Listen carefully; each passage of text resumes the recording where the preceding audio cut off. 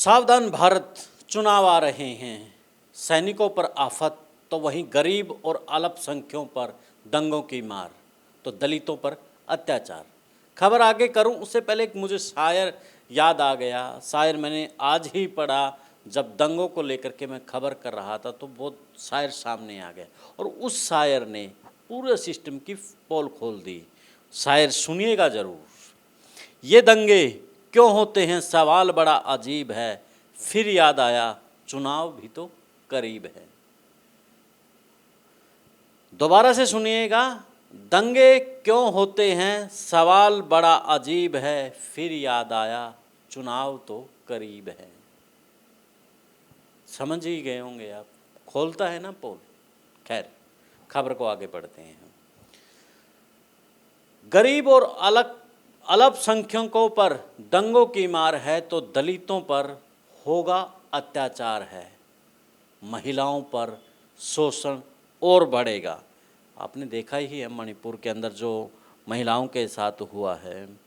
महिलाओं का शोषण और मंदिरों पर बम का हमला और ईमानदार नेताओं की हत्या कुछ भी संभव है। यानी कि जो चुनाव जब करीब आते हैं, चुनाव जब नज़दीक होते हैं, तो ये सब क्यों होता है, क्यों दंगे होते हैं। इन दंगों में आप और मैं मरते हैं, नुकसान हम लोगों का होता। वो लोग सत्ता में बैठते हैं और सुख भोगते हैं।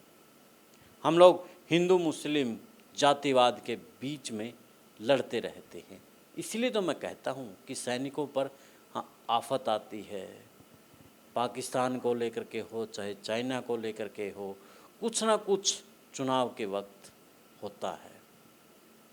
जैसे सत्यपाल मलिक ने बताया, न्यूज़ क्लिक का मैंने आज ही वो इंटरव्यू आपके सामने पेश किया था न्यूज़ क्लिक का। उसमें सीधे कहा उन्होंने कि पहले पुलवामा करवाया था, अब हिंदू जो राम मंदिर है उस पर कुछ ना कुछ होगा या फिर किसी बड़े नेता का यहाँ पर कुछ भी हो सकता है।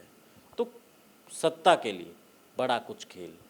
तो अल्पसंख्यकों और गरीबों पर दंगों की मार, दलितों पर अत्याचार, महिलाओं का शोषण और ईमानदार नेताओं की मौत, और धार्मिक यानी कि जो मंदिर हैं और मस्जिद हैं, गुरुद्वारा हैं, तो उनको भी चुनाव के वक्त इस्तेमाल किया जाता है। वहाँ बम आदि यानी कि इस तरह से किया जाता है, आपको पता ही है। मणिपुर तो आग में झुलस ही रहा था, अब हरियाणा भी झुलस गया है। करते हैं इस पर चर्चा। क्या कुछ माजरा है, क्या खेल है, क्या कहानी है, क्यों बिगड़ी हरियाणा में स्थिति, क्यों हुई तनावपूर्ण। वही मणिपुर की तरह वहाँ की भी पुलिस को नकारा कहा गया, वहाँ के भी प्रशासन को भी नकारा कहा गया। उसी तरह हरियाणा में भी पुलिस और प्रशासन पर सवाल खड़े हो गए हैं।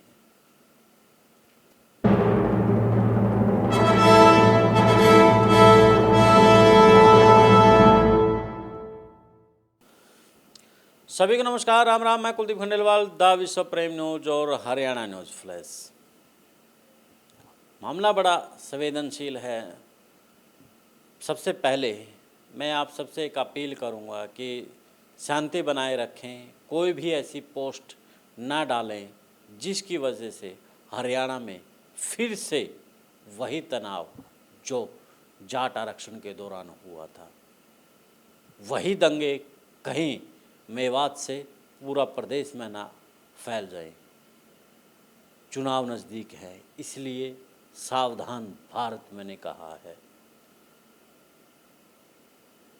जब दंगे होते हैं, इन दंगों में आप और मैं, हमारा नुकसान होता है, नेताओं का इतना नुकसान नहीं होता।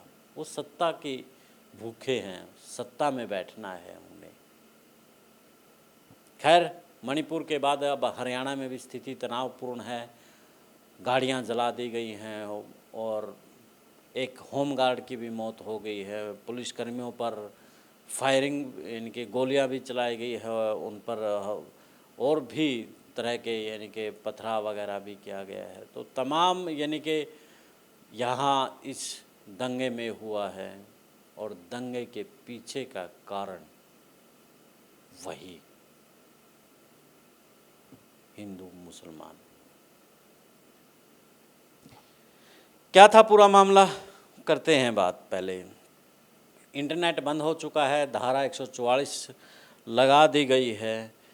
यात्रा को लेकर के यह बवाल हुआ था और विश्व हिंदू परिषद और बजरंग दल द्वारा यात्रा ये निकाली जा रही थी और इस यात्रा में बवाल का कारण मोनू मानेश्वर है, जो कि 5 महीने से फरार है, जिसने फरवरी माह में हत्या जुनैद की और नासिर की थी, उनको जिंदा जलाया था। यानी कि सवाल तो इस बात पर खड़ा होता है कि 2 लोगों को बेरहमी से मारने के बाद भी मोनू मानेश्वर सोमवार को वीडियो डालता है कि मैं इस रैली में शामिल होऊंगा। जब उसके शामिल होने से मामला तनावपूर्ण होता नज़र आ रहा था तो वो कैसे, यानी कि पुलिस ने उसको गिरफ्तार क्यों नहीं किया? सबसे बड़ा सवाल तो यही खड़ा होता। सरकार और जो एजेंसी है हमारी, वो कर क्या रही थी? मोनू मानेश्वर को ठीक है, पीछे 5 महीने से वो फरार चल रहा था, लेकिन अब जब सोमवार को उन्होंने वीडियो जारी की, जब पता था कि वहाँ पर ये स्थिति हो सकती है, ये खेल हो सकता है, ये दंगों की तरफ प्रदेश जल सकता है, तो शासन और प्रशासन मोनू मानेश्वर को लेकर के चुप क्यों बैठा रहा? उस पर कार्रवाई क्यों नहीं की? बड़ा सवाल उठता है शासन और प्रशासन पर। जब कोई हत्या हो जाती है तो उसको अपराधी को पकड़ा जाता है, लेकिन यहाँ पर अपराधी 5 महीने से घूम रहा है, लेकिन उसे गिरफ्तार नहीं किया गया और उसने ऐसा क्राइम किया है पशु भी ना करें। जिंदा 2 लोगों को जला दिया। उन घरों की स्थिति क्या थी वो आपने देखी थी। खैर, मानेश्वर को लेकर के जो आशंका थी वो पूरी हुई। मणिपुर में जैसे देखा था कि किस प्रकार से महिलाओं के साथ जब वीडियो वायरल हुई, तमाम चीज़ें बाहर आई, वहाँ का सीएम को अब तक भी बर्खास्त करके राष्ट्रपति शासन नहीं लगाया गया। 70-75 दिन तक मणिपुर जलता रहा। अब वो आग हरियाणा की तरफ आ गई है, इसलिए हरियाणा वाले इस आग को बुझाने का काम करें, ना कि फैलाने का। पूरा मामला कल फिर एक जानेंगे क्या कुछ है पूरी डिटेल के साथ। हाल फिलहाल के लिए इतना ही। सावधान भारत, सावधान हरियाणा।